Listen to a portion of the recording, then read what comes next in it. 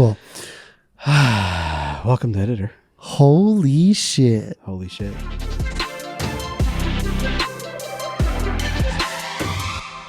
We are on episode 100. Yeah.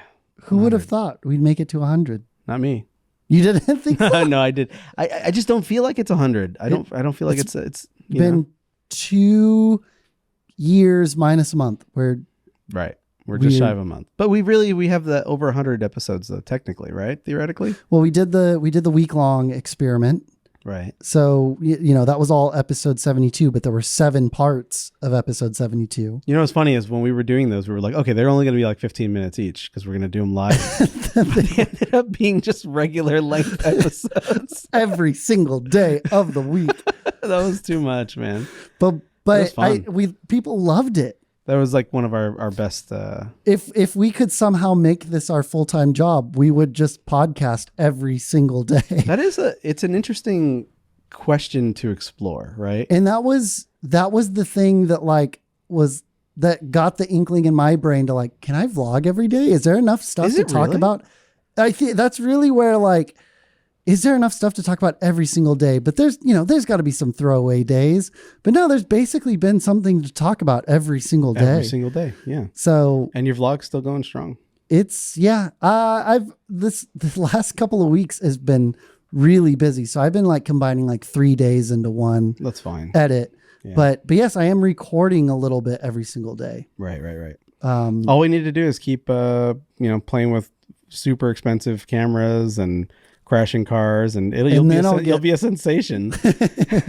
You'll get all the views, man. Yeah, just when the wild stuff happens, people love that for some reason. It really is weird. I don't get it. Why would people want to see a car accident? You know what's funny? It's in the last 2 weeks.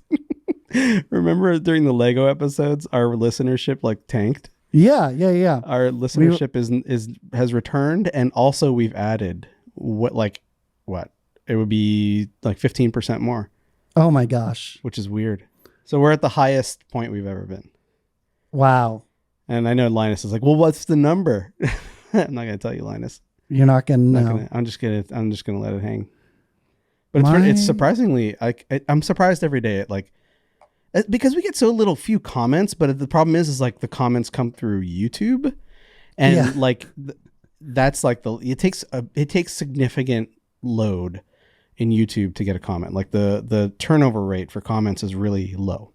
Sure. For every 15 views, there's a single comment. And, right. And our YouTube viewership isn't nearly as high as our RSS subscription. So you're getting to approaching 700 subs, and you're just barely hitting that point where when a video gets over 100 views, you're starting to see inklings of comments. Yeah. Beyond just my very grateful that you do it, your comments. Yeah, you and my sister are the main commenters. I love seeing Delaney in the chat. In the comment section, it's great. And then also we don't advertise our Twitter presence so much. The Twitter presence is really just the auto post from Squarespace where we post the episode. Otherwise, because most of our engagement is our actual Twitter accounts. Exactly. So we don't. People often don't take that leap, and occasionally it does happen. We'll get a Squarespace form submission or get something like that. But it's been interesting. We're not as good as that as our friend Tom Kelly. No, Tom Kelly is great. He's running multiple Twitter accounts and multiple podcasts, and they're all good. That's the thing. Yeah, multiple Twitter accounts, multiple podcasts. He's got a new baby. I miss Tom. Tom, thanks for reaching out after all that happened. You're awesome. I had a cat hair in my eye. I'm sorry. Hope the baby's good. If you're watching the video. Yes, Tom Kelly. I hope you're getting sleep. Yeah. Keep kick flipping. You see that I'm going to put in the show notes maybe, but he had a bear across the street from his house. Oh yeah. Way too close. Yeah. He moved out to North Carolina and now he's a mountain man. Yeah. He was already mildly mountain man living in Colorado, but right. His mountain manhood. Mountain man meets punk meets skater. Yeah. Meets love musician. It. He's got it all. Meets Taylor Swift. It's such a beautiful, what a combination. What a beautiful combination for a human. What a beautiful man. I love it. Tom Kelly. Shout out, man. Okay. So I kicked it off. I said, holy shit at the beginning. That was a callback to episode 1. What do you remember recording episode 1? We were in your office/band room. Right, which has now become a therapy room. All of our family takes our sessions in there. But yeah, I remember you had just like made me make the website, something like that. Did we record was that first? Day? No, I had just built the website because it was like you already have the site. You might as well just record or something like that. We might as well just I want to say we recorded. Was it the other way? The website. No, I had asked the website day. The launch of the website was we had recorded, and I asked you if you edited it, and I was like, "Oh, have you gotten around to editing it?" And you were like, "Yeah, I edited it like right after we recorded it because I was so excited." And I was like, "Well, why haven't you launched it yet?" And then was I like, "Well, the website's not made?" And I was like, "It's Squarespace. You just click 5 buttons and it's up." And that's honestly, if you look at our website, that's all it's been literally for the last 2 years. There's a bunch of they're hidden pages. Sure. That are actually kind of fleshed out, but yeah, we don't. We haven't launched them yet. No, but our page gets a weirdly large amount of traffic for it being like the most bare bones Squarespace. Yeah. So there's this concept that there's a podcast called Dithering with John Gruber and Ben Thompson. Mm-hmm. And they started it as a membership podcast, $5 a month or whatever. And they do like 2 episodes a week. If you can't get enough John Gruber in your ears. Yeah. Because, with the talk show and all that stuff. And the whole concept was like it's a podcast. So the podcast should live in a podcast feed. So the website doesn't even really have episodes. It just shows you how to get the podcast. And then the whole podcast exists in that feed. And it's like the feed is the website. The feed is everything about it. And their sites just basically redirect you to the feed. That's it. So that is an interesting concept. So do you still have to pay for Dithering? Or do they make it $5 a month? Yeah. Wow. They reduce it from 3 shows a week to 2 shows a week. Oh, you're not even getting the same value that you used to. And it's still podcast inflation. Still 15 minutes on the dot. And I think every single episode has been exactly 15 minutes. That sounds terribly difficult to edit. Yeah, I think it might be a Jim Metzendorf, I think. Yeah. Amazing. So yeah, you were like, I want to start a pod, like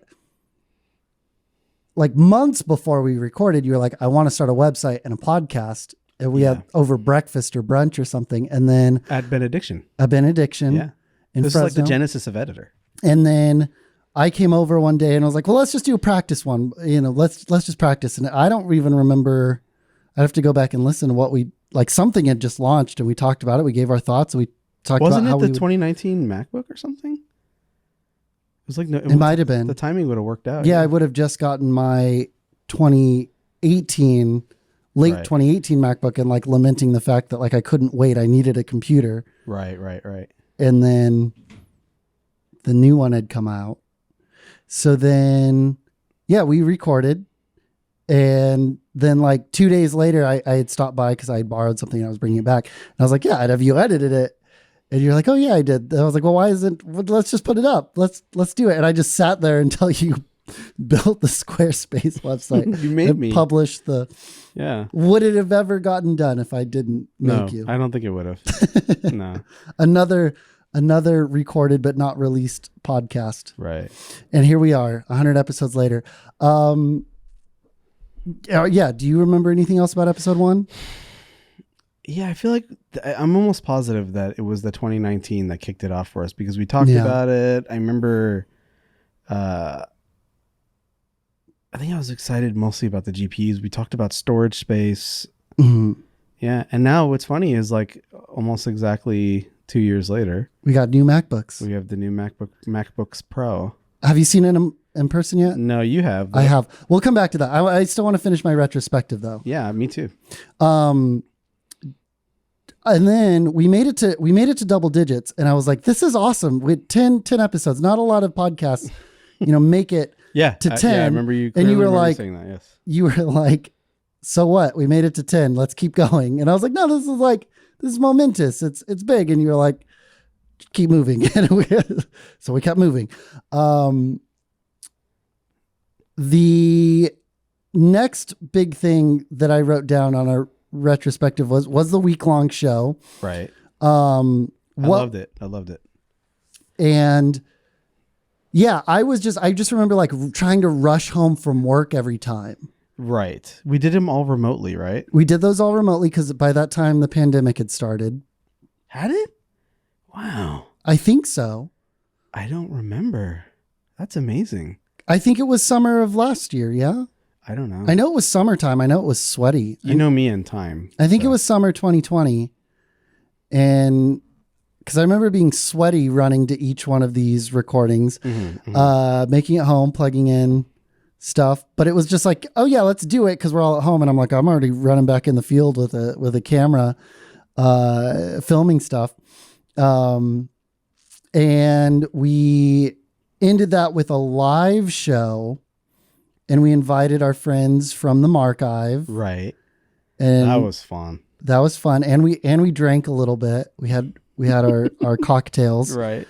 Was that the genesis of the watermelon?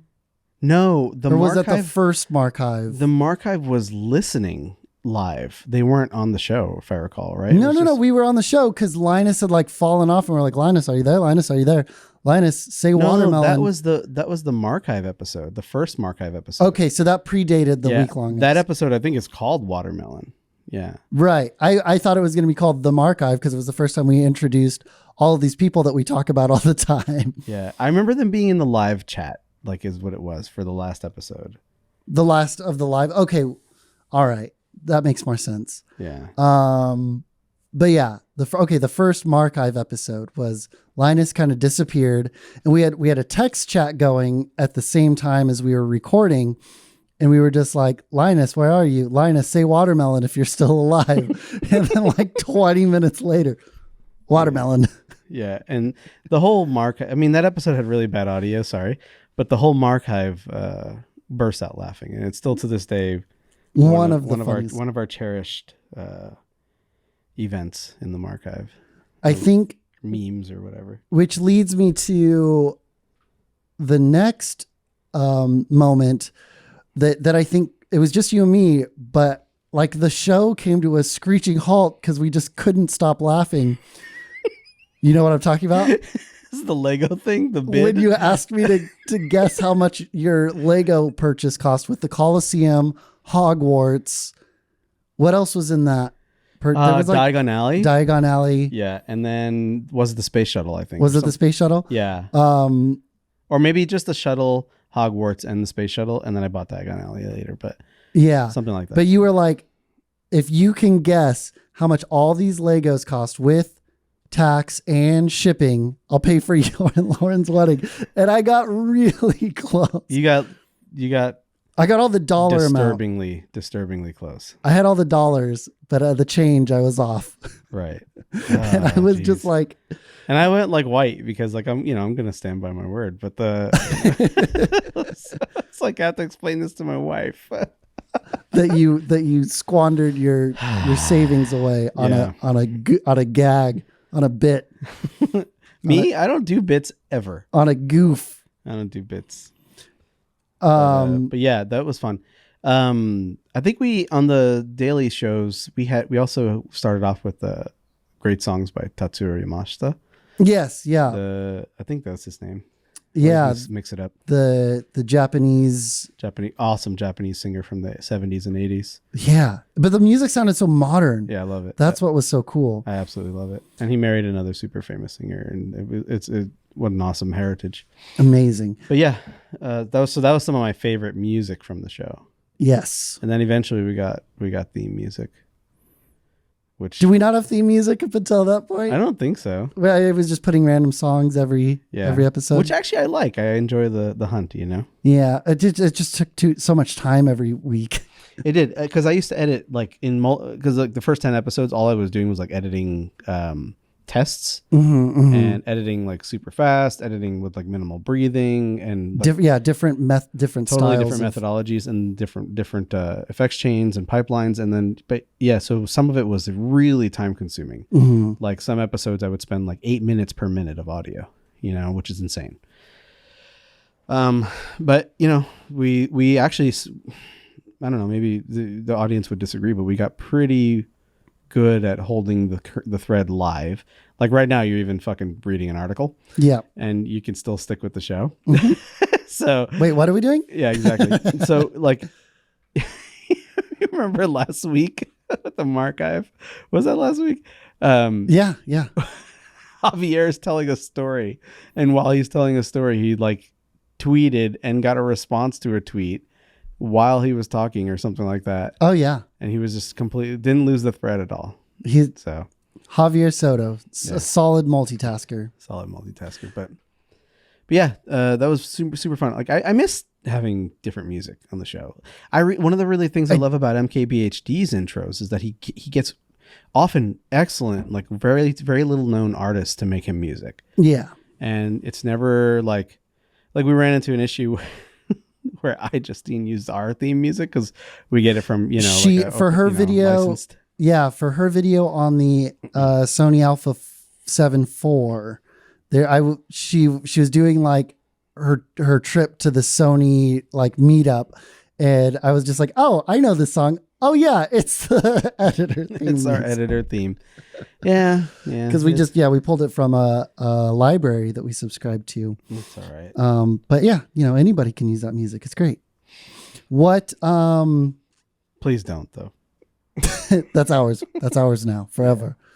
What other moments stand out to you over the last 100 episodes? It's all a blur to you now.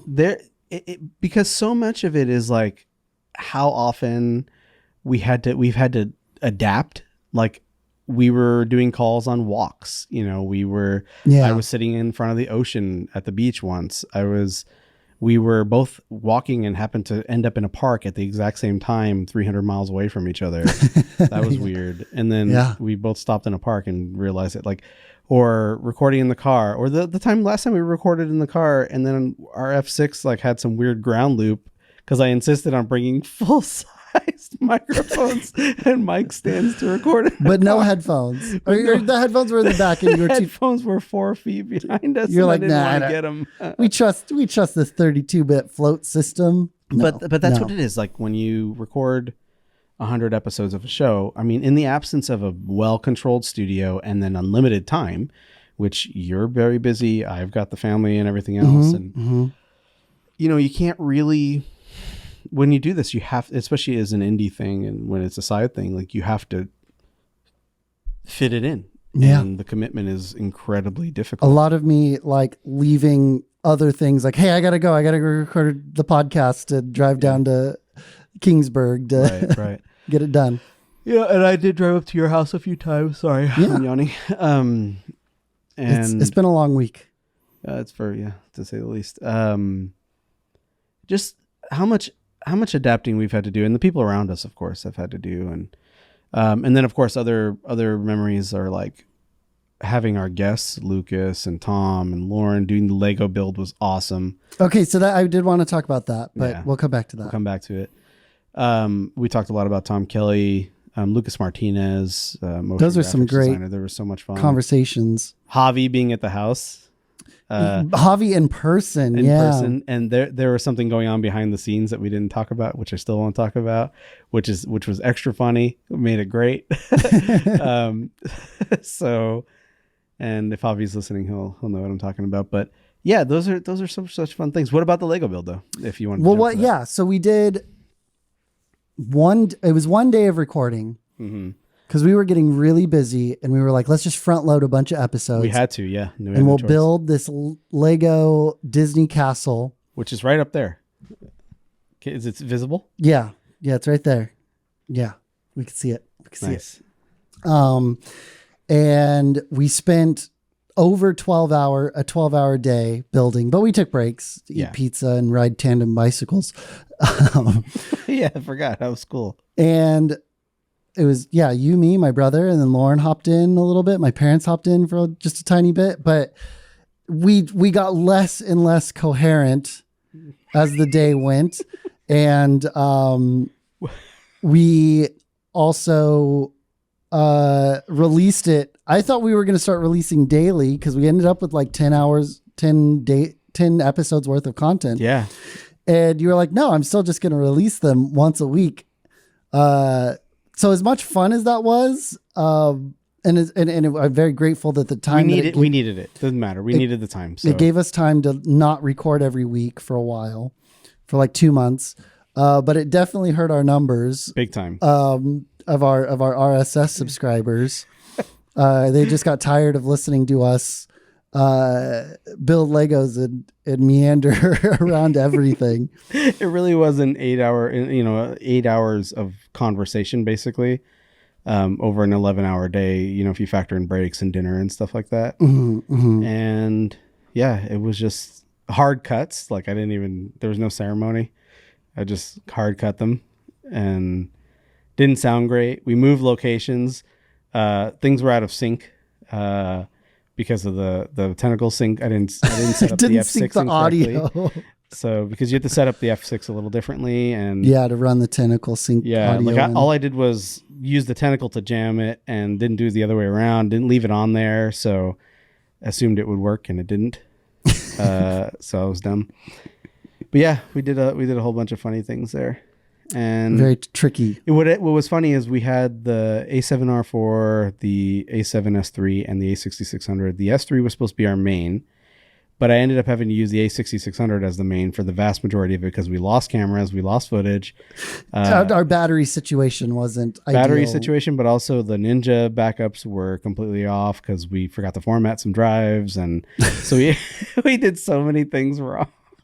over the course of don't do a multicam production where you're also the talent. Just let someone else record it and make sure things work so that you can be talent. But it worked. We made it work. What was amazing though is that led into one of my absolute favorite episodes of the show, which was the one where I made us our penance pick up garbage.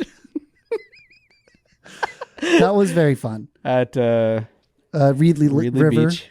Reedley Beach, which is a river beach. And people loved the fact that you bought ice cream.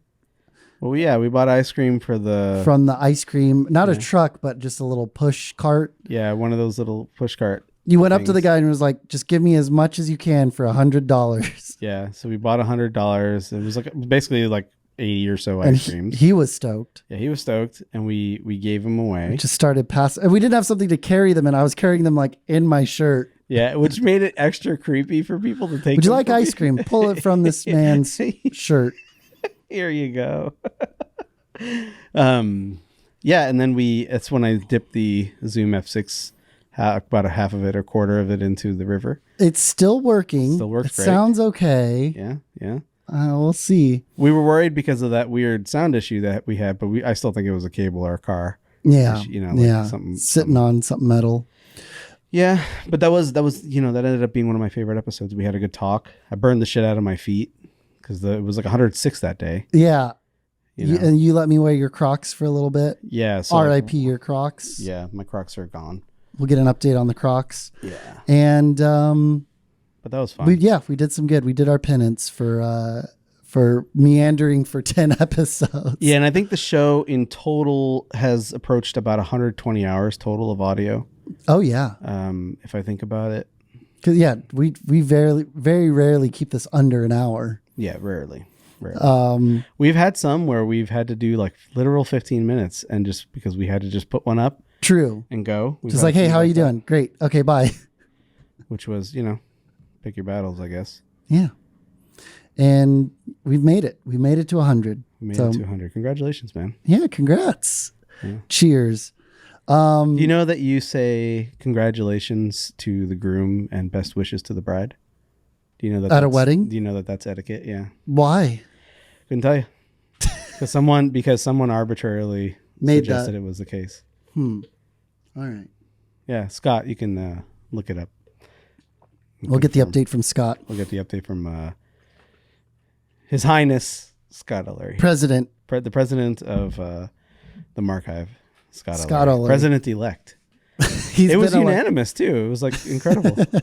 Yes, Scott is the president. Yeah. But yeah, let's get some updates. How have you been? Last week we talked about your car accident. It's not your accident, it was someone else's accident.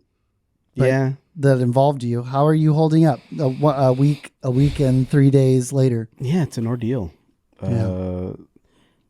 Physically, it's been tricky. I learned about ear crystals. Yeah, your inner ear is all out of whack. Yeah, possibly both, but it seems like mostly the left. I can't really tell. You don't really know. I'm just saying the left because that's where all my pain is, but it may not have anything to do with the pain. And it's mostly when you like recline to lay down. Recline, lay down, any like weird shifts of the head because those crystals were dislodged and they'll travel up and down your various ear canals, one or more.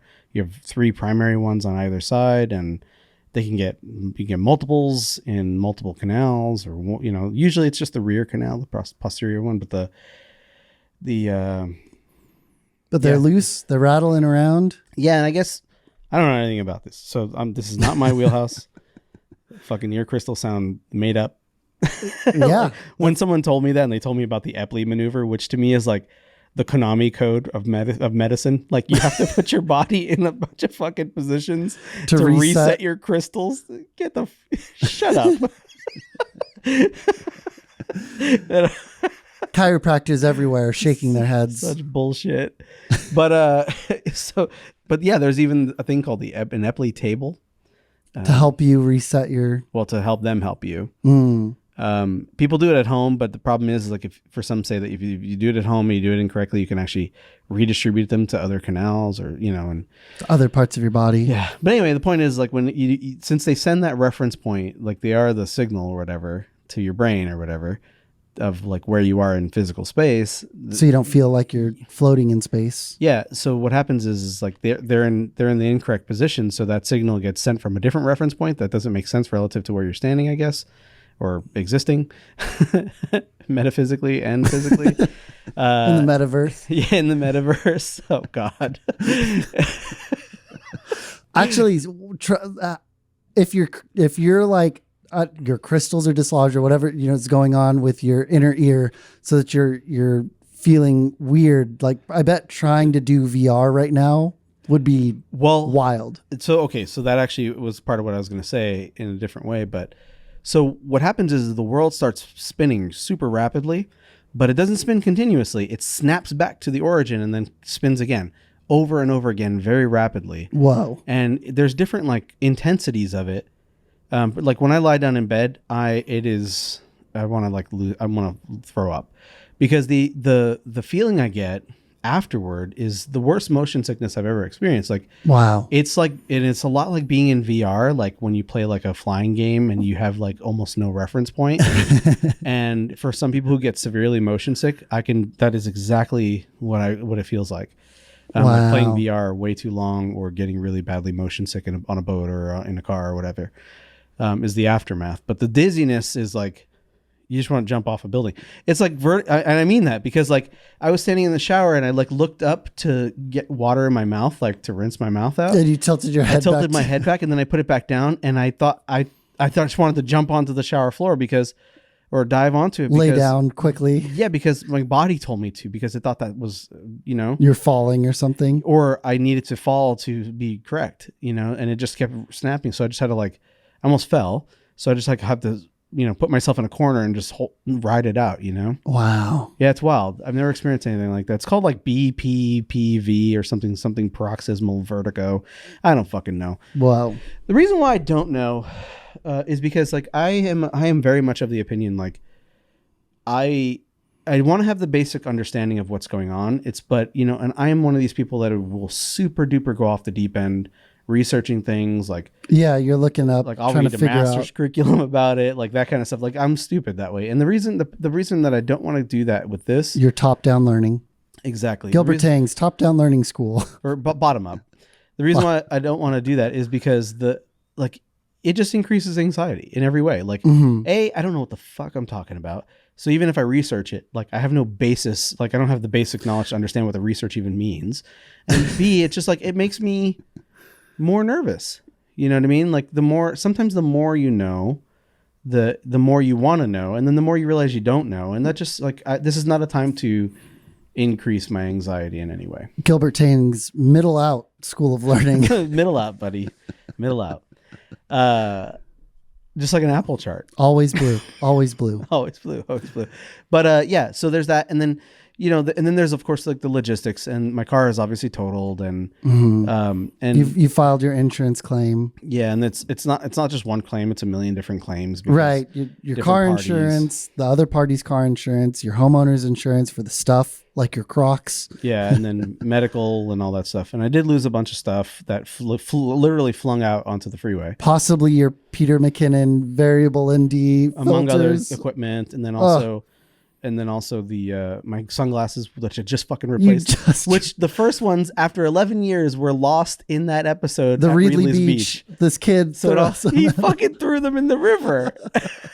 We have him on video. He threw all my things in the river. He picked up my clothes, which were on the side. He threw it all in the river. He picked up my water bottle, my hat, everything, and threw it all in the river. We caught some of the stuff, but the glasses we didn't recover. Yeah, we didn't even think of it. So they were sitting in the river, and I had those Oakleys for 11 years. And now they're like $300. Yes. And then I went to buy new ones. Mm-hmm.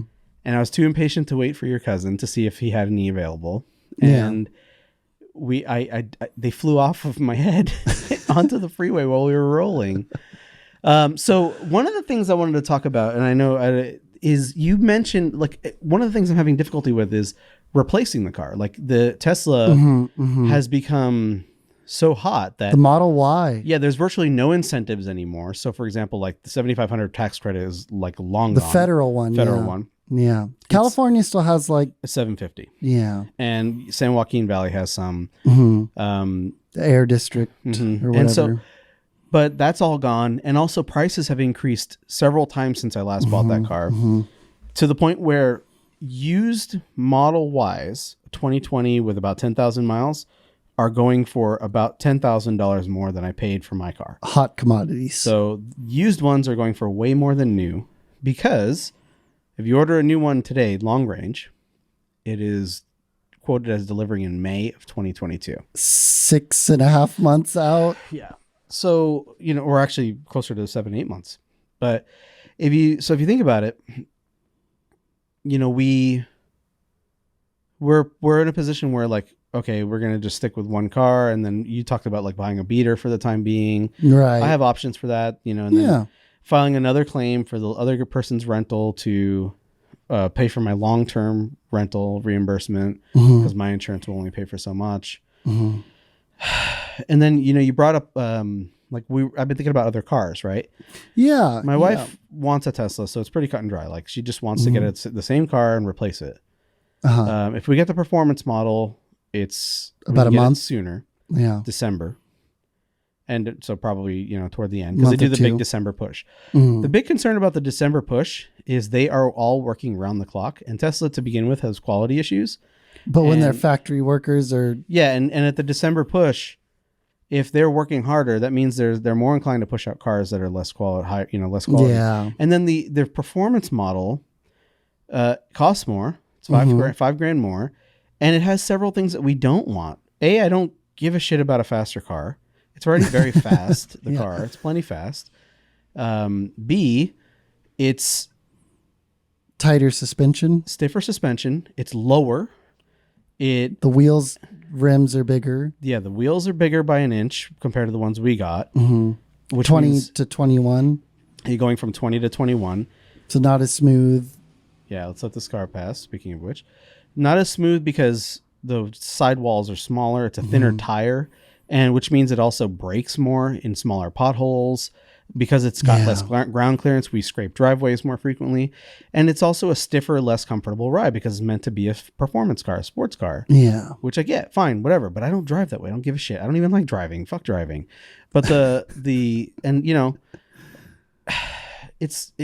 it's not the car we want necessarily. Yeah. But if that's what it takes, instead of waiting 8 months or 7 months, then maybe that's what we'll do. So would that be your car or would that be Elise's car? Probably still, I don't know. Who cares? Like, whatever Elise wants, I'll do. But there's that. But then you brought up like Rivian, and yeah, there's other electric cars coming to market very, very soon. The Rivian, more Volkswagen, more Ford, more BMW, Jeep, Jaguar. BMW. There's a ton of every brand virtually is coming out with a model.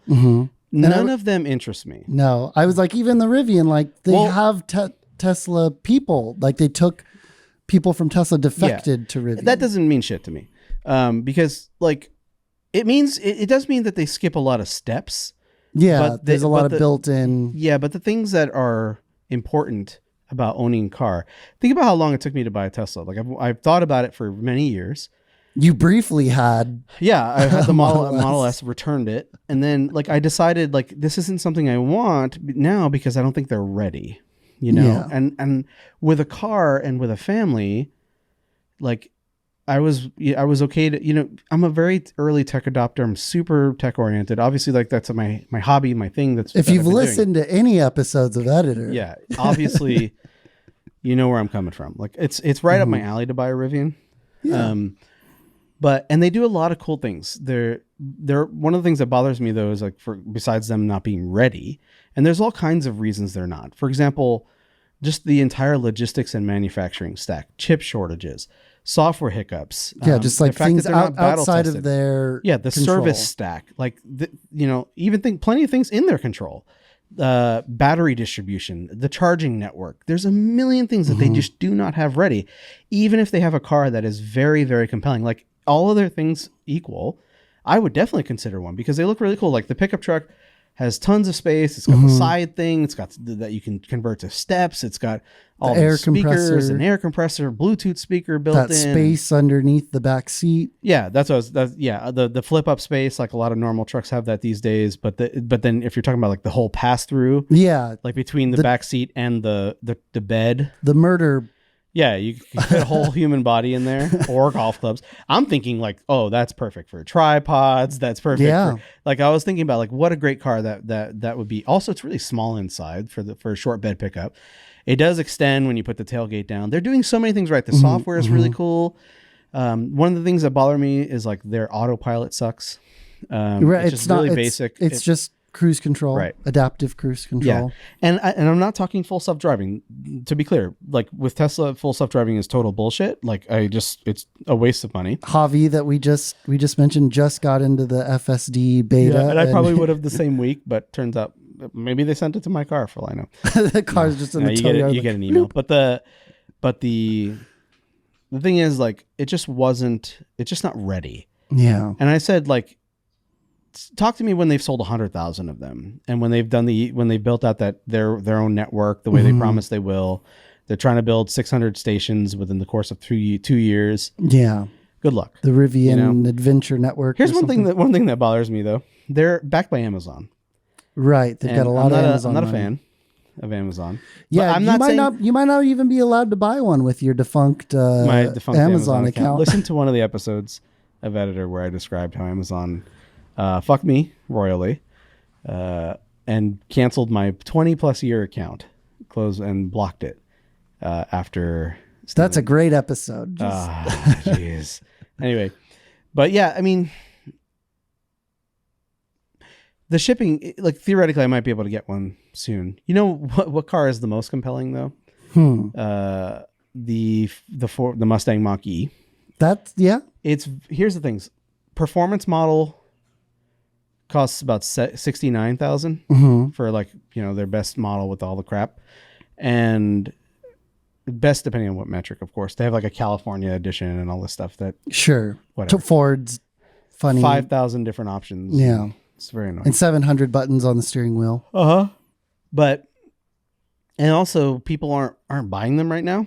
Yeah. So Ford's having a hard time selling them, so that they're selling them on discount. They're discounting them heavily. Maybe I should go. Yeah, it's a tempting car, but then man, my wife would be so upset. And I just saw a Volkswagen ID4 in person yesterday. That was pretty cool. Nice car in some ways. In some ways, yeah. I just even like offhand noticed like the hatch felt very light and like not as robust as the Tesla Model Y. Yeah. And stuff. So you're getting some trade-offs there, but you've got the, Electrify America network and right. Yeah. There are benefits to it. And I didn't like that no frunk in it, no front. Yeah. Which is so weird. That's like, I don't know what they're doing there. I'm going to just keep waiting for that ID Life. That cute ID Life is really nice. Yeah. SUV. Yeah. limited storage. Like there's a whole bunch of things. And then I've got to thinking, oh, maybe I just want to buy like a fucking S-Class or something stupid like that. I'm not going to do that. But, you know, or before we had bought the Tesla, we were thinking like a Jaguar F-Type. Yeah. F-Pace, F-Type. The F-Pace is the SUV. Right. Yeah. But you wouldn't go that big with the... No, we would buy like a little 2-seat Roadster. Like that's where, remember we were looking for a Roadster? But, yeah, I don't think we're going to go that route either. But we're just going to, I mean, really the best play, I think it's a waste of money in a lot of ways. It's a worse value now than when I bought. Dollar to dollar. Dollar to dollar. Dollar to performance.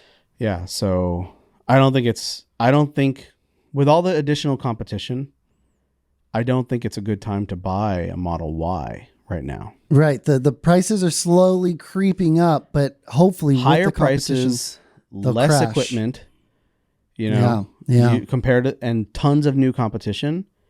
My recommendation is if you can wait 2 to 3 years to buy a car, strongly recommend it.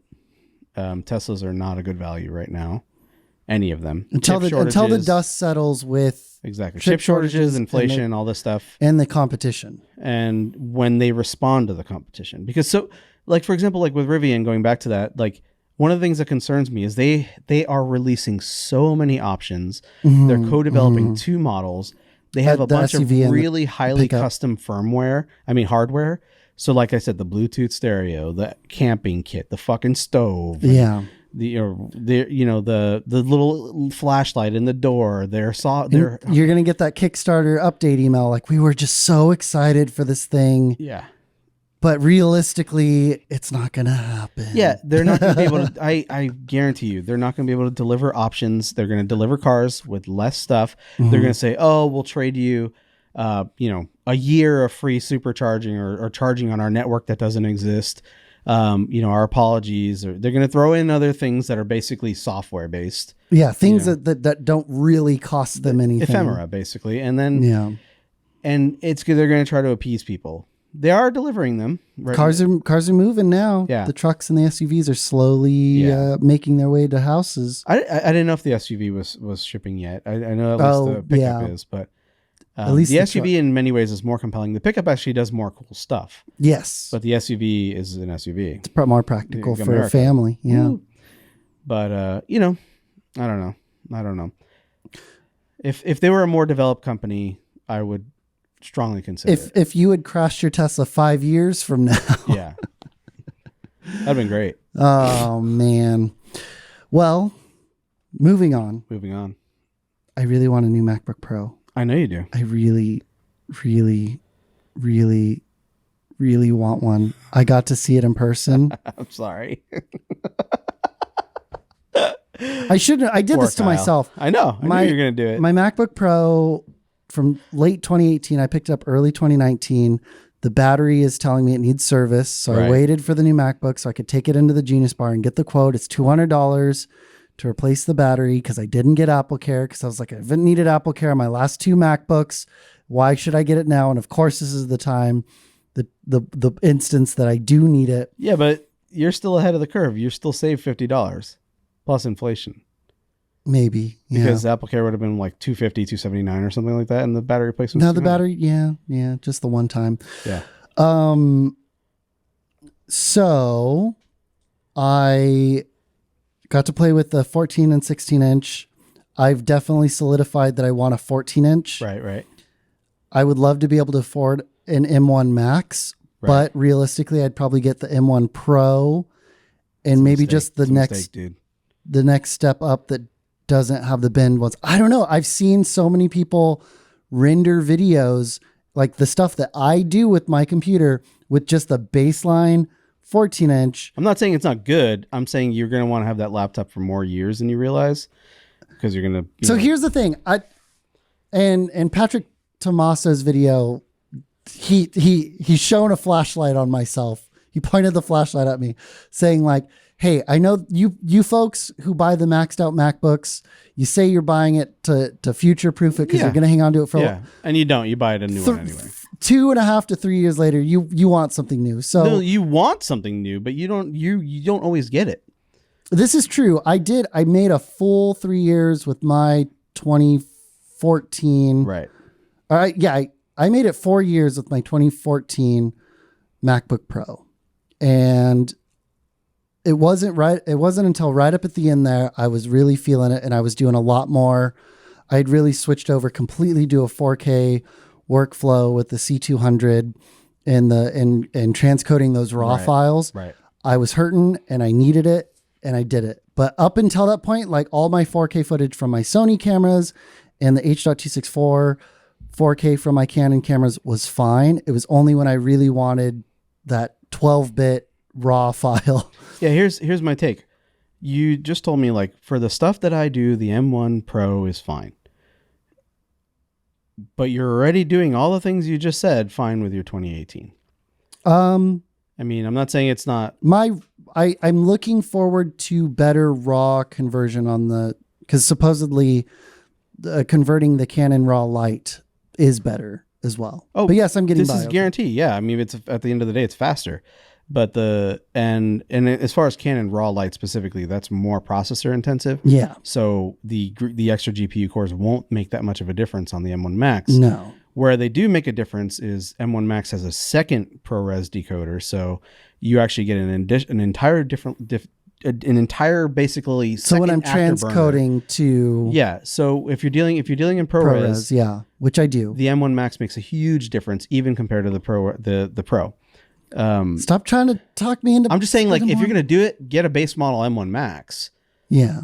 And get a 14-inch base model M1 Max. You're already fine dealing with external workflows, like storage wise, and even external caches or whatever, or internal caches and external video and whatever. So fine, do that.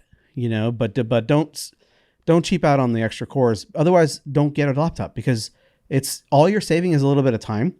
You're not realistically, you're saving a little bit of time and a little bit of smoothness in the timeline to begin with. Yeah. But what I think about you? Battery.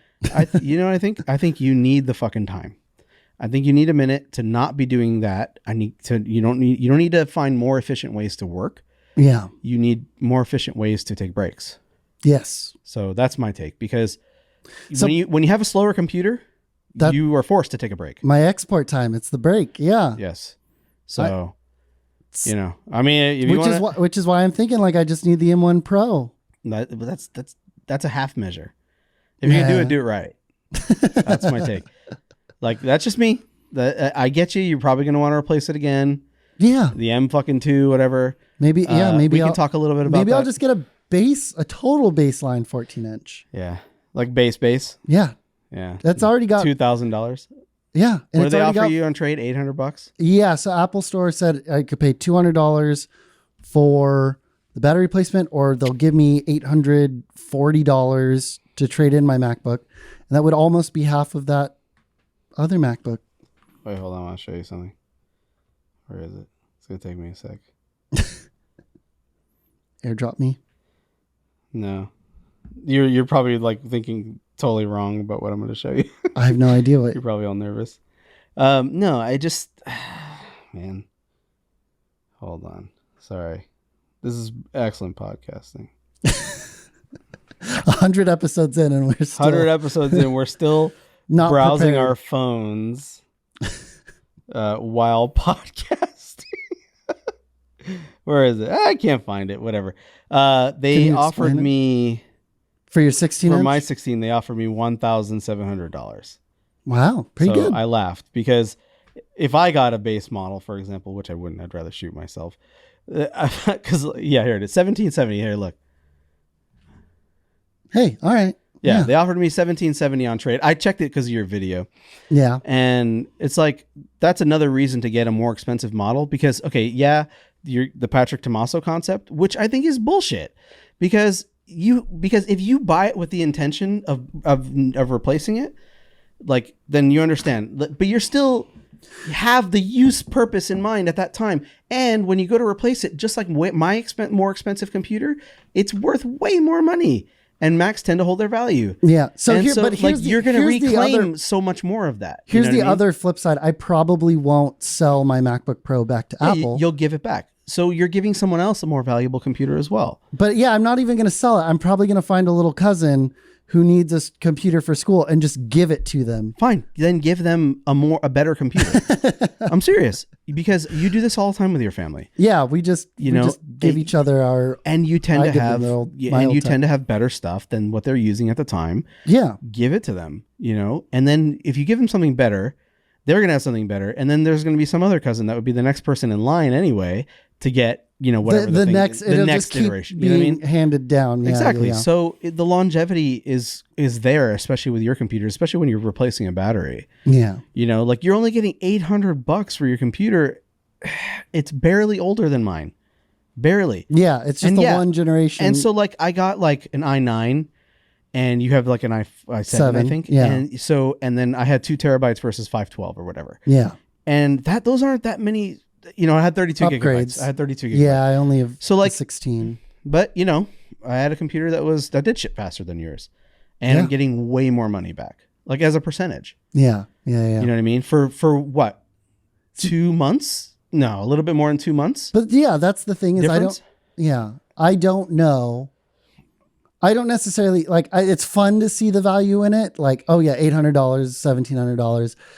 It in the end, that doesn't matter. Cause I'm going to find someone who needs it and gift it to them.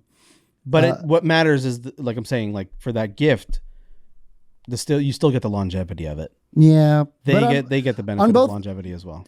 If I had the same computer as you, either way, it's still better than what they're working with. Yeah. So tricky. And then also one of the things I like about you keeping your Intel is this transition's not done yet. True. There's still so many hiccups. It would be nice to continue to have an Intel machine. A good backup, or Yeah, which we still have Lauren's iMac. Yeah. That helps a lot. I think that's a better, because it doesn't have a battery. If to hold on to an Intel machine, I'd rather hold on to that iMac. Right. Than, what's funny is than the MacBook. Here's something else funny. You looked at your phone. You looked up your computer. Yeah. And when I was doing the trade-in estimate, it gives you all the devices on your account. Do you want to trade in a different device?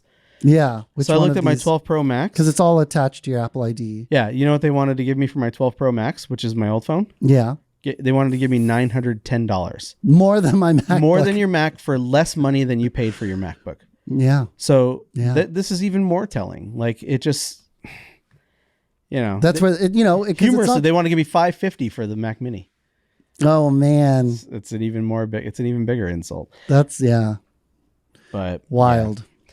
So I mean, like, dude, if you're gonna do it with the intention of going long term. And I will tell you off the record, off air, we'll have further discussions about it. But like, you think about how your life could change in the next 4 years. Yeah, it could be. So there's things about like our plans, your own personal plans, where longevity actually might really make a difference. Sure. Because you may be bootstrapping, you may be, you know what I mean? I would love for me to get this new MacBook Pro and have it last as long as my 2014 15. Bare ass minimum. 4 years. 4 years. 4 years would be like, for me, if I were to do one, there's almost no question I wouldn't get a maxed setup. The difference between, for sure, $6,000. The difference would be between 4 terabyte and 8 terabyte. The rest is all obvious for me. 16, 64 gigs, 4 terabyte or 8 terabyte. And that's a significant difference. Oh yeah. That's like $5,000 to $6,200 computer. That's ridiculous. Yeah. I'm like, I want to spend somewhere between $2,000 and $3,000. Yeah. That's it. And and then of course I would trade in, because like even looking at values, like I could get like $2,200 on eBay, but you factor in fees and all that stuff. Yeah. Then I'm back. Trade in is fine. Basically, where Apple is. So, but think about it. Like I'm much more like, if I get a 4 terabyte, I'm way closer to that $3,000. Yeah. Which is approaching quote unquote rational. It's still stupid, but unlike you, I don't give a shit about Macs as much. Not saying you do, like I don't, but like what I'm saying is like I can go longer with a Mac than 4 years. Like I could probably, if I get a computer that's that beefy versus then this powerful, I could probably get 5 years out of it. Mm-hmm. And another thing that's changed the equation is they've now switched to annual Apple Care indefinitely. Right. You just keep it rolling. Right. Yeah. Which means that now the computers have a basis for longevity. So like if a battery does take a shit in year 3.5, then you have some, without being totally out of pocket, what I mean? So there's a lot of things to think about, but like your future might change the way you buy it. And also the other thing to remember is that like on the horizon, we are done with the biggest leap has already happened. And we're looking at a future of like refinements, right? Mm-hmm. For quite a while. So yes, they'll get faster. Yes, like they'll be more efficient in many ways, right? So like, for example, right now, the M1 Max and Pro and M1, they're all on the A14 process. The A15 process changed some cache sizes and also was the same 5 nanometer process, but way more efficient, right? So actually, if you look at the AnonTech article, there's some really cool stuff about that. And you realize that there's way more to the A15 that it's in the current iPhone than you think. So it's reasonable to think that the M2 generation will be based on that A15 process, which is going to be a refinement. Yeah. So like a tick and talk, right? Yeah. Even though that's really a kind of a different thing. These are refinement phases. But the idea is like, you're going to get a little bit more efficiency. But you're not going to see this crazy ass leap that we just had from like the Intel world to the M world, right? Yeah. You're going to see stuff like that. You're going to see, marginal things. So like, it won't be as big of a hit. A big leap when you go to upgrade.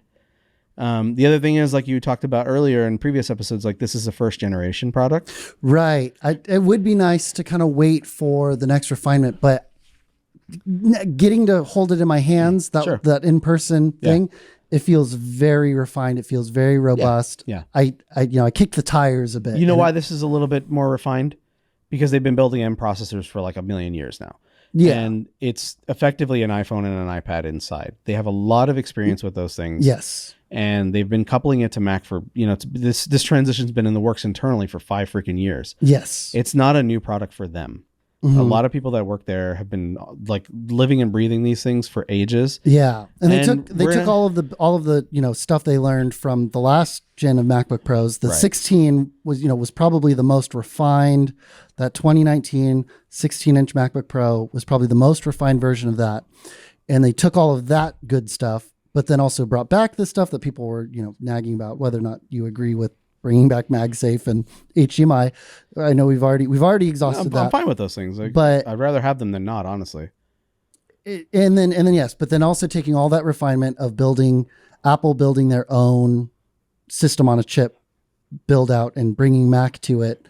It really feels like the most refined version of all of these things coming together. Plus a beautiful screen, plus all these other things. I'm so glad that I've seen not just some hearsay, but actually since I last looked, there's been some actual real testing of the display.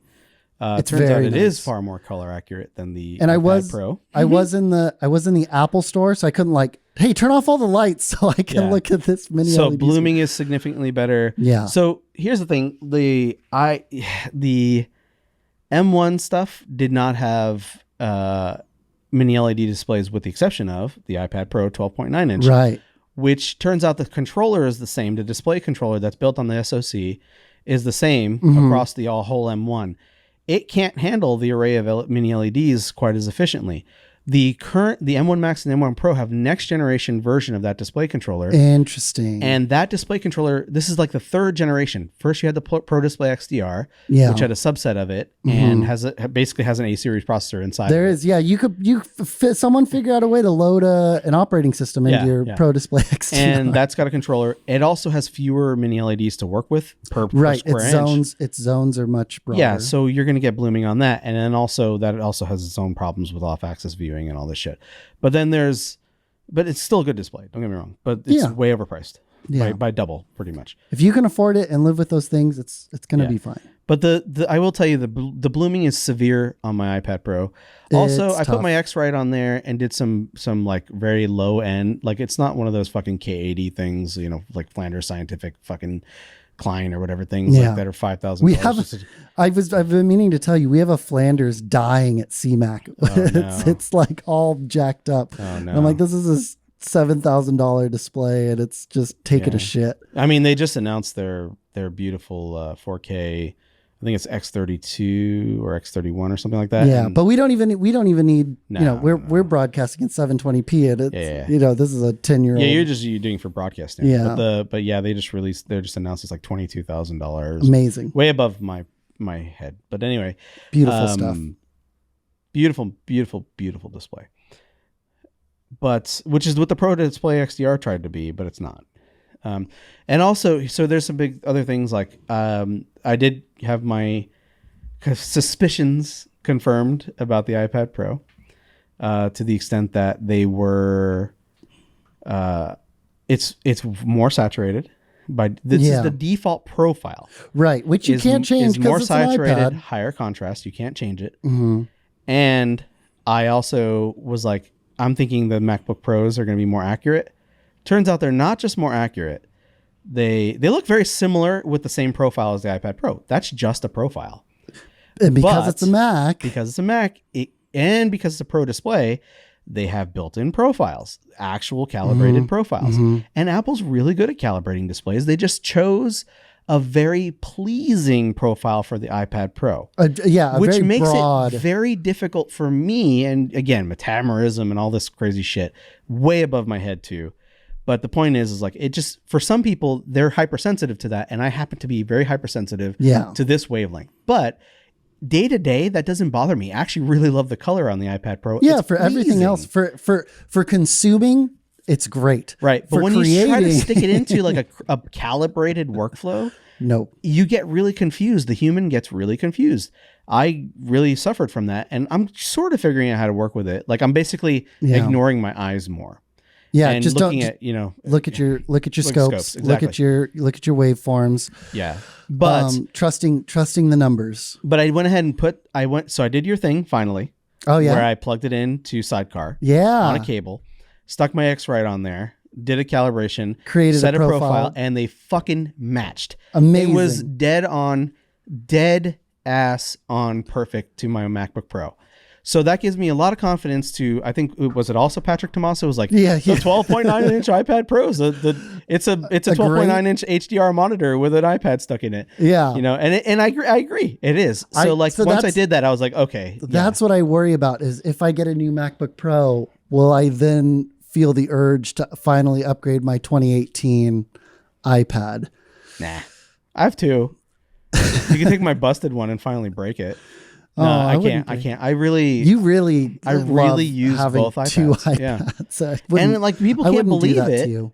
People can't believe it, but I use them both, and I use them both regularly. I probably couldn't have, but now that I see you do it every day, I understand. Yeah, and even if it's just like, I don't understand so much that I feel like I need to do it, but I understand where you're coming. You even fit into my use case as well, because how many times have I hand you one and I'm looking at another and we're both doing stuff, or like in the field with our Cine eyes like that, and having 12.9 inch so we can put it further away from us, that kind of stuff, and still have the range. Yeah, using our wireless units, using it as the monitor for our wireless units. And it just great. Like even if we did it like as a reference display instead of having the big TV next to us on, like while we were recording or recording talent, and or I do a photo shoot and I could have one on a stand while I have one being the transfer device.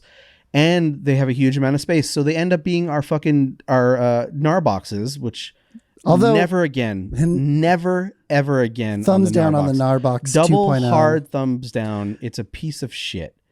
Period. That being said, we did run into one issue of you transferred footage from an SD card to your iPad, and that worked. But when we tried to offload from the iPad to an external device, some files failed. Yeah, they seem to be corrupted. And one of the things that I hate about iPad transfers that the Narbox did do well is checksums. Yeah. Because if we had checksums, we could have had a way to know that those files were valid and working. Mm-hmm. And also, I checked the files in my iPad in LumaFusion, and they worked fine, but they didn't work when we transferred them to the SSD.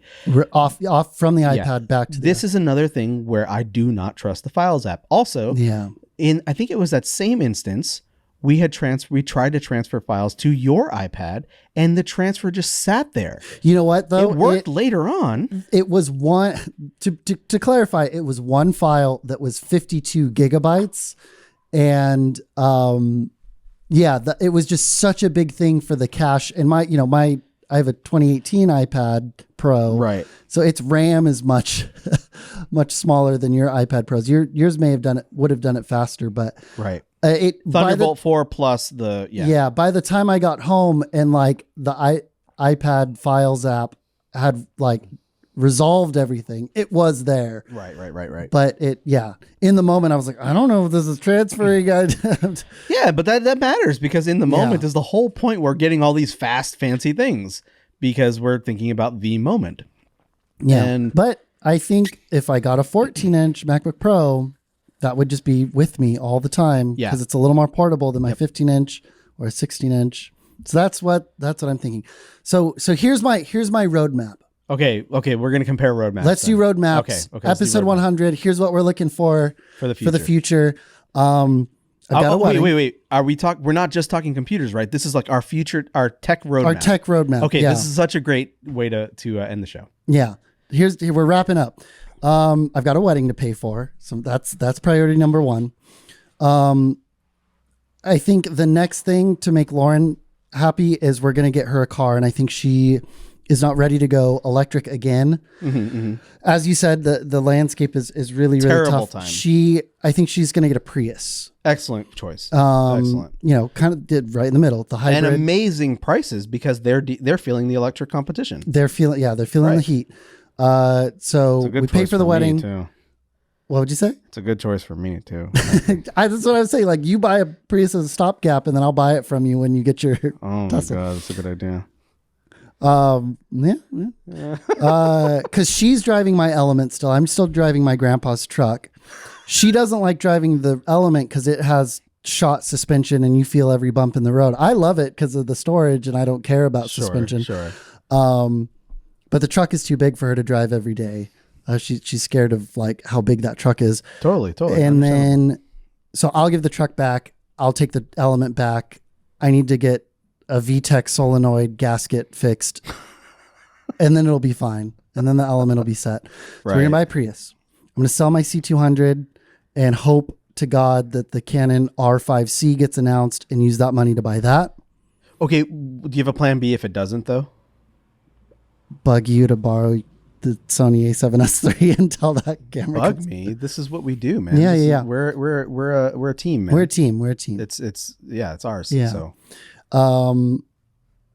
we need to get some Rode Wireless Go 2. Yeah. Did we order those? I haven't yet. Okay. That I will play. I'll probably do that tonight. And then my little cousin, he's my godson. He's turning 17 in April. And he's going to go, I think he's going to have a senior year and then he's going to go off to college. I'm thinking he's probably the most likely candidate for my MacBook. Good choice. And then buy a MacBook. And congratulations to him. Yeah. He's getting older. Okay. What happened to the 70 to 200? Oh, yes. I also need a 70 to 200. I just need to save up and buy that. Where does it fit specifically? Where does it fit in that workflow though? Or that roadmap? Sorry. That roadmap probably, you know what? Yeah. Maybe sell the C200 and immediately buy the 70 to 200. That would make an immediate impact on the day-to-day things that you do. Yeah. You need that lens. Yes. Like it's like people don't understand. Like why are you buying this lens? It's the bread and butter. It's the bread and butter lens. Yeah. That's why I didn't fuck around. I ordered the new one immediately. Oh, the Sony. Yeah. I'm hurting because you don't have it. I sold mine. Yeah, but we'll get into that. Go on. Yeah. And then, I think that's it. Is that it? I think that's it. Car. So car. 70 to 200. wedding car. Wedding car. Yeah, the wedding is default. Like that's all the money I have right now is going into the wedding. Sell the C200, get a car, get a 70 to 200, R5C MacBook. Got it. 14-inch MacBook Pro. Yeah. That's the 2021. That's a lot. 2022. 2022, you maybe get a bumped MacBook by then. Like the next slight revision. Yeah. You know? That's the end of this year and the next year. Yeah. Okay. What's the Gilbert roadmap? All right. So the biggest things that I'm worried about right now, like my biggest friction points. Mm-hmm. Can you guess? It's not the cameras. No, we're going to get into that, but yeah, that's and even microphones. Yep. We're really set. Well, I have one minor exception. Oh, really? Really? Yeah, we're throwing away all these mics we just bought. You got the 416. It's ready. I think we need another one of those. Ooh, so that's one thing. But go nice. on. It's the I/O. Yeah, you need a Thunderbolt 4 CalDigity. Well, the thing is, like my I/O situation has been like the hardest thing for me to deal with in the last 2 years. It was forever. So it's never been. So here's never the thing. Not been an issue. The Mac Pro looked like it looked like it was going to solve that problem for me, but the problem is it tied so much I/O to which GPU you chose. Sure. And the GPU had to be bought from Apple. Right. To have the 4 Thunderbolt ports or whatever, the 3 or whatever. Yeah. And you get into lane limitations, you get into controller limitations. Sure. We are now finding that on the M1, there's a tweet thread from one of the geniuses of Final Cut Pro. Ian Anderson. Exactly. Ian. Ian. Genius, written some of the best books on Final Cut Pro, has been teaching it for a decade. Worked with CoreMelt to make their apps. So he's for sure, like when I'm like, okay, this is an authority on something, like I definitely shut up and listen, because like at first I was like, this makes no fucking sense. Yeah. But then I tested it myself. And so what's happening is like the controller on the M1 series of processors of Apple Silicon. Is it Thunderbolt 4? Yes. It's not. It's the M1 ones are Thunderbolt 3, Thunderbolt USB 3. 4. Yes, sorry. So the difference is subtle, but it's significant.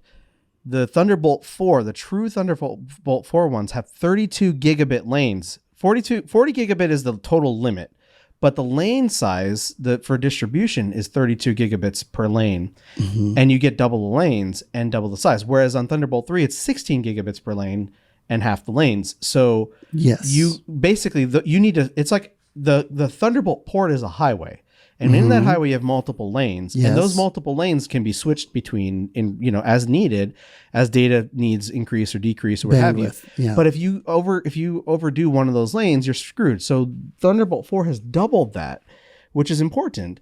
But the problem is like when I plug in a SSD, there's two things that happen. One is that often USB 3.1 type 2 or whatever can get often misidentified. It's 10 gigabit per second limit, but it often is misidentified as 5 gigabit per second. Yes. And your transfer speeds when you're plugged directly in are cut in half. I tested this multiple times on 2 SanDisk drives. The really fast SanDisk Extreme. Yeah, the version 1 Extreme, which is the little one, 1 terabyte, which only had a 5 gigabit limit. Yeah. Goes through, and the hardware was 5 gigabit. The port on the drive was not. It's 10 gigabit. Yeah. But the hardware itself could only transfer 4 gigabit. I plugged it directly into my 2019 MacBook Pro, the 16-inch with Intel. It went at full speed. And this is all the same cable. Then I plugged it into my MacBook Air, my M1. It went half the speed. And you're using those CalDigit Thunderbolt 4 universal cables for now. And then I did the same thing with my Extreme Pro 2 terabyte, which is a very fast drive. Yeah. I got the correct speeds on close MacBook, to 10 gigabits, which is around 1100 megabytes per second. On your Intel MacBook Pro. On the Intel, plugged it in, got like 600 megabytes per second on the M1. So the M1 has serious issues. But then I took my CalDigit dock, my Thunderbolt 3 dock, plugged it in. That has its own controller.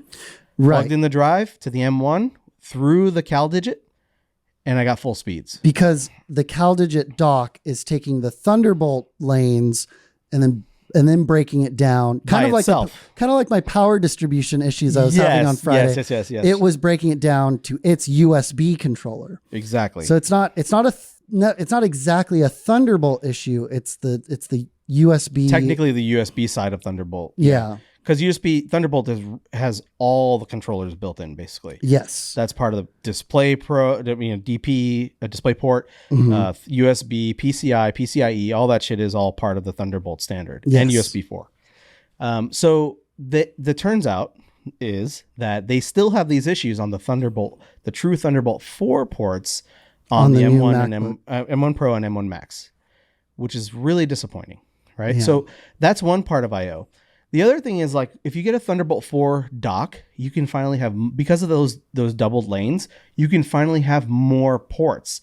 Like actual Thunderbolt ports. Yeah. Have you ever noticed that even with USB-C, you couldn't really find a USB-C dock that had more USB-C ports? No, just USB-A. That is because of the stupid ass speed limit, and then also power distribution and all that. Yeah. So it's super confusing and super stupid. But Apple, turns out they did not use, quote, bog standard Thunderbolt 4 controllers. They used shitty ones, or there's a software issue with addressing them. But that issue has been since Big Sur. Yeah, been a whole year. It continues through Monterey, or whatever the hell the software is called. What's it called? Monterey. It is Monterey. Okay. Yeah. Yeah, and it continues. Did that just launch? Is it out now? Yeah. And then Monterey is now, to make matters worse, Monterey has this bug where people's USB-C docks are not being registered. So they're not even being recognized. So this is a big issue. So that's just like one part of I/O. So with me, the biggest issue is like I plug in so much crap, multiple displays, multiple and RAID and NAS, multiple things. Fancy keyboards. We'll get to it at some other point. And all this stuff, right? So that's like, it's just too much. And then I overload stuff. And if I don't plug it in the exact right sequence through multiple CalDigit Thunderbolt 3 docks or your eGPU, I will drop stuff, and so that becomes a problem when you're trying to transfer sensitive files, and you don't want that stuff to happen. So I/O has been a big issue. So basically, part of the way I solved that is I had a Mac Mini, which I refer to as my managed dongle, because I basically used it so that I could take away some of the I/O load, but then I'd have to transfer from one to the other, which is actually not that bad. So basically, if I were to do a MacBook Pro, I would do a 16-inch, and this isn't quite being placed in the roadmap yet, but we'll get to that. I would do a 16-inch. Like I said, it would be M1 Max. And then 4 or 8 terabytes, because I, against best practices, are a madman. I like to work off of internal storage. It's very fast. I like to work off of 7.4 gigabyte per second internal storage, and I think it's asinine to not.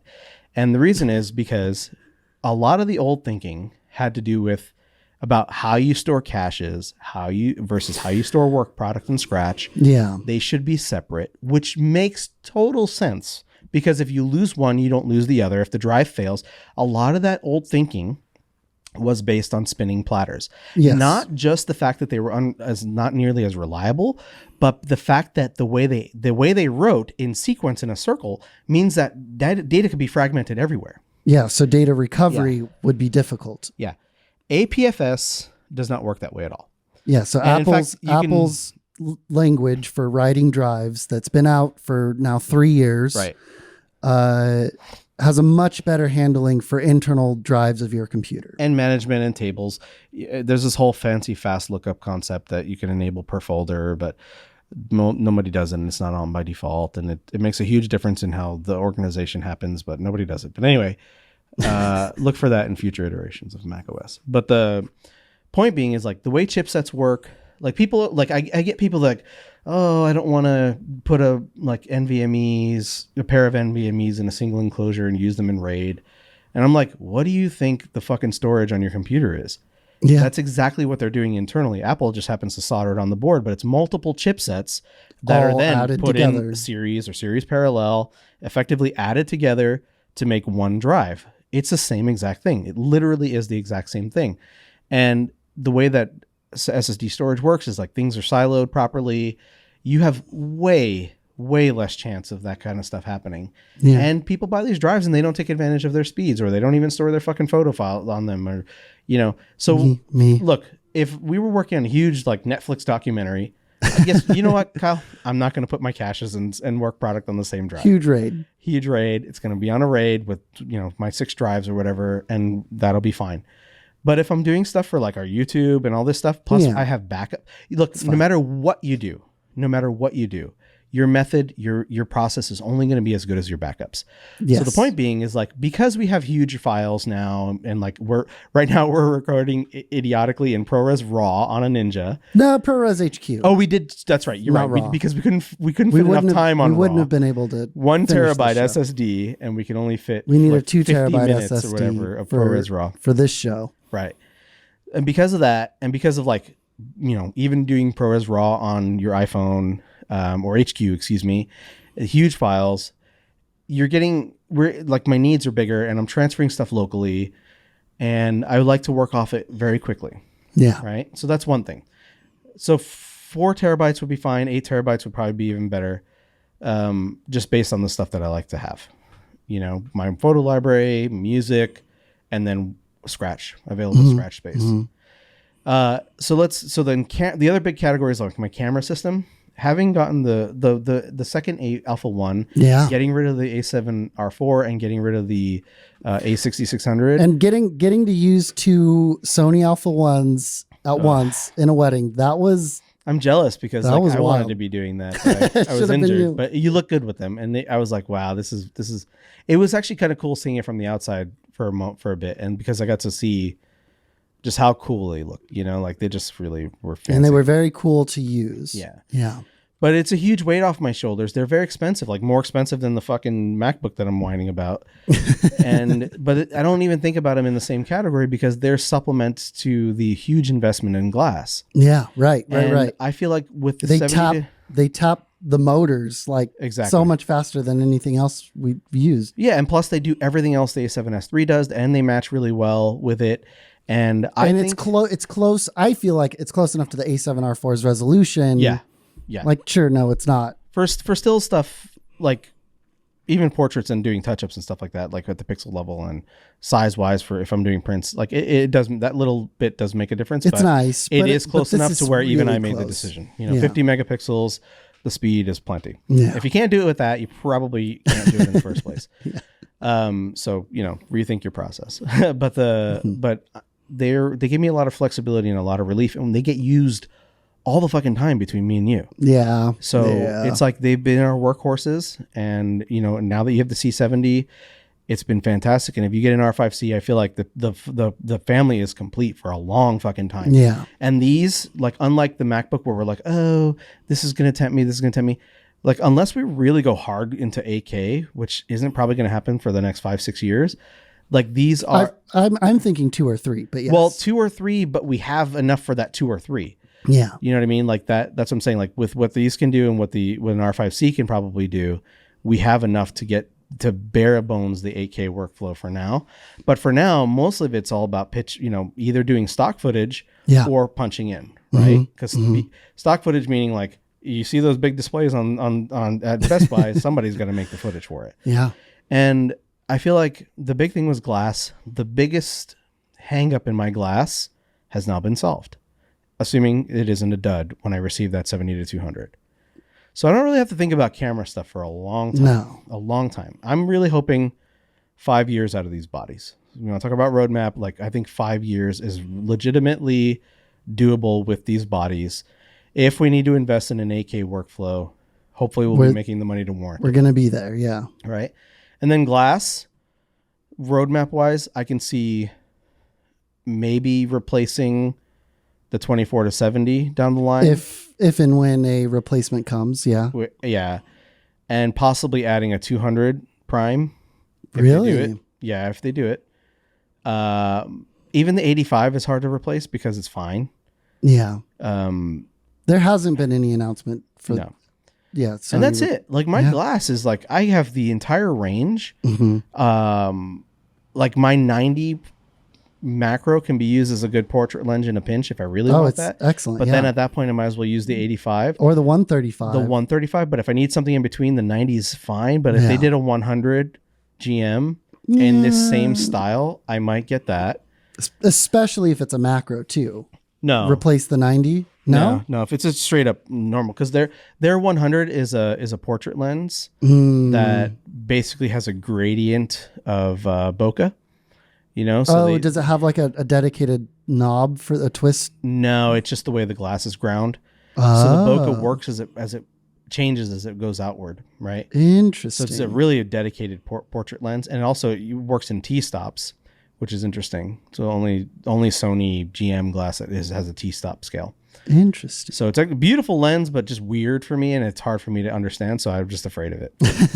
The other possibility is if they offer a tilt shift, like a 14, 16, that would be cool. I would do that. Yeah. But either way, I'm fucking set for glass. Like I even have a beautiful probe lens. Yeah. Like that's really fun. Yeah. So we have that. Lighting. Which I still wish you would have gotten the Canon EF since it's all passive. No way.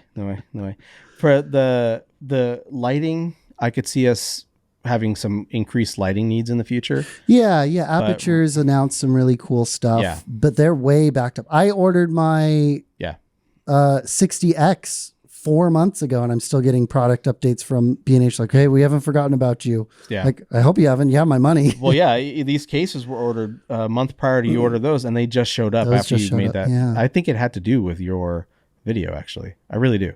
I think Aperture saw it and or somebody bumped us because I joked about it. I was like, I got, and then we had this whole competition with people who had back orders for the super long. Yeah. So it was really funny, but we're set on lighting for the most part. I would love to need a P600 or more. That'd be great. But I think that roadmap wise, so the actual roadmap, now you know kind of where I stand. Fuck you. But I had to say it once. An hour later. But no, it's really important to lay that foundation because this is our business, right? This is what we do. Yeah. But the point is I don't really have any immediate tech needs. Sure. So the only thing I could see replacing is the computer setup it's all fragmented right now. Mm-hmm. And I really am paring down as far as what I want it to be. Mm-hmm. So for example, I talked to Mark of the Marchive, about I'm going to pull my widescreen off my desk, and maybe I'll let 5K, you. 2K. I was going to store it, but maybe I'll let you use it because the thing is I would put it in the storage because and the reason is I actually prefer working on that monitor, but because I have the BenQ, and the calibrated. That's the screen. thing. That's the thing that gets me, because my goal going into next year is to really dive into Resolve. Yeah, DaVinci Resolve. For a number of reasons. One, they've been even more forward thinking and looking about, for example, Apple Silicon than even in some cases Apple. They actually came out with native support before Apple, which is weird. And not that they didn't have it internally. They were highly featured in the M1 Pro and M1 Max announcement. Even Blackmagic Raw benefits from the M1s and M1 Maxes. Yes, although Mac Pros are still beating it in Blackmagic Raw specifically. But you need an awful lot of Mac Pro for that to work. So they're competitive considering, right? Mm-hmm. iMacs are on the horizon. So if I were to do that, I'm not interested in that now. I wouldn't. It would be very surprising to me if you said, yes, I want an iMac Pro. So what'll happen is, so this is what's going to happen. I bought something new, which we haven't talked about, which is the first step in me learning Resolve, really making it my main, right? And I bought the editor keyboard, the Resolve editor keyboard. Yeah. Not the speed editor, not the little thing, but a full-size keyboard. It's a fucking tank. It's gigantic. It's huge. It's heavy. You let me see it just before we started recording. It has some of the best knob feel from a product. It's got great knob feel. My wife felt the knob, and she said, I can feel it in my chest. It's so... Why are you laughing? I swear to you, Kyle, that's what she said. I have it on video. She said, this is one of the most beautiful knobs I've ever felt. I swear. Oh, Elise. I love her so much. She's the best. She really is, especially when she gets angry. But she felt the knob, and it was a magical experience for her, and that's what I knew. I've briefly touched the speed editor. We have one at CMAC, right? And it's got a very similar knob. It is the same knob. I haven't really used it to edit, but I've just like tinkered around with it. It's very nice build. And then this one, is the same. So if you've started with the speed editor, this could be a great addition to your DaVinci Resolve editing. Yeah, I don't know why you'd want both, but really I got the keyboard because it's got the permanent layout on it. Yeah. It also has the entire like basically cut. It's basically designed for the cut page. It handles the edit page really well. Mm-hmm. It doesn't do really much of anything in the color page besides the fact that it has the main layout on the main shortcuts hard mapped on the keyboard. But it's an excellent editor's keyboard if you're editing in Resolve. So my first step is just get competent with cut and edit pages. Mm-hmm. And then the reason for the BenQ is because it's calibrated. It's hardware calibrated. I'm not Flanders Scientific Light yet. I want to continue my journey of learning color. And that's what I've been focusing on. So that is my literal only focus besides this work for next year. And if once I get into more of the color page stuff, I probably get a micro panel. And the reason for all this is like everything went down in price. Yeah. And it included licenses. So like it was $1,000 keyboard, which is asinine. That's so much money. And it did not include a Resolve Studio license. It should have. Yeah. And the speed editor was $300 and included the license. Although I think now it is $400 and includes the license still. Oh, okay. Yeah, it went up. Yeah, we got it at CMAC just before the and also the micro panel was $1,000. It's now $700. And includes a license. So I would give that license to you. Oh, really? Thanks. Oh, I know. Imagine that. But editor would have a license. Would be covered on DaVinci Resolve Studio licenses. And we could still share stuff with the basic free version anyway, so it doesn't matter. Yeah, and a lot of people use that as an intermediary for converting and stuff. And I wouldn't be able to use the C70's MXF files without the studio. Correct. Yeah. I'd have to make sure I record in MPEG. Yeah. But if I'm getting the micro panel, like this is like an aspirational thing. Like if I get that micro panel, it means that I have been successful at doing what setting out what you meant to do. Yeah. And there's so much stuff about it that I prefer over Final Cut and Premiere.